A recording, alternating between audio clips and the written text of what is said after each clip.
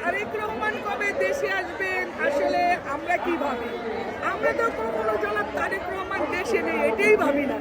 যে নেতা কর্মীরা জনাব তারেক রহমান দেশে নাই এটাই ভাবি না উনি কবে আসবেন সেটা আমাদের ব্যাপার না। আরেকটা ব্যাপার হচ্ছে যে আমাদের শহীদ রাষ্ট্রপতি জিয়াউর রহমান, জীবিত জিয়াউর রহমান থেকে কিন্তু মৃত জিয়াউর রহমান অনেক বেশি শক্তিশালী, তার প্রমাণই কিন্তু বাংলাদেশে না। তাই আমার নেতা জনাব তারেক রহমান এই ৫৫,৫৯৮ বর্গ মাইলের সীমানা থেকে উনি যেখানে সেখান থেকে আমাদের কাছে আরো বেশি শক্তিবান, আরো প্রমাণ কিন্তু উনি দিয়েছেন।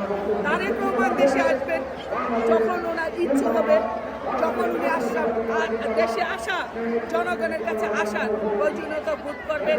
এবং আসলে আইনি বা অন্য কোনো জটিলতা আছে কিনা এটাও তো আমরা এখনো সঠিক জানি না।